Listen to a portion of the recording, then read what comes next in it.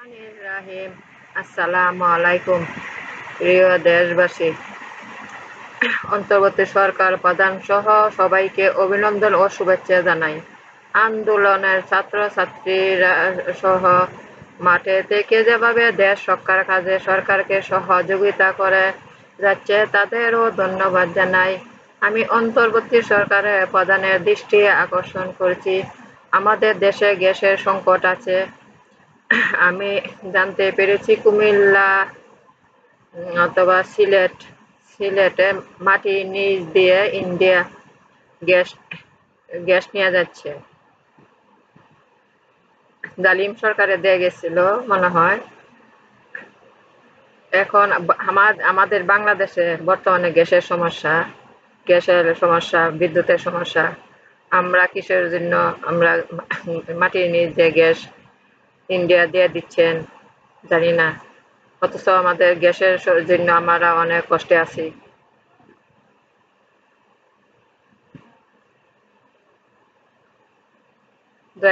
অন্তর্বর্তী সরকারের প্রধানকে দয়া করে বলছি, একটু দয়া করে আমাদের দেশে যাতে গ্যাসের সংকট না হয় সেদিকে লক্ষ্য রেখে কাজ করতে হবে। কারণ আমাদের দেশ বাংলাদেশ, আমাদের দেশ আগে বাঁচবো, আমাদের দেশের মানুষ আগে বাঁচতে হবে, তারপর দেখা যাবে। আমাদের দেশের সংকট গ্যাস, আগে আমাদের দেশের সংকট কাটিয়ে পরে অন্য কোথাও দেওয়া যাবে। জালিম সরকার সাধারণ জনগণকে অনেক কষ্ট দিয়েছে। 2 দিন পর পর বিদ্যুৎ বিল বাড়িয়ে দিত, গ্যাস বিল বাড়িয়ে দিত। জনগণ যে একটা কাজ করে চলবে সে সুযোগ ছিল না, সবকিছুই ছিল সরকারের লোকদের দখলে। মানুষ অনেক কষ্ট করেছে। মাধ্যমিক লোকজন তো কাহার কাছে হাত পাততে পারতো না, অসহায় হয়ে কত কেঁদেছে।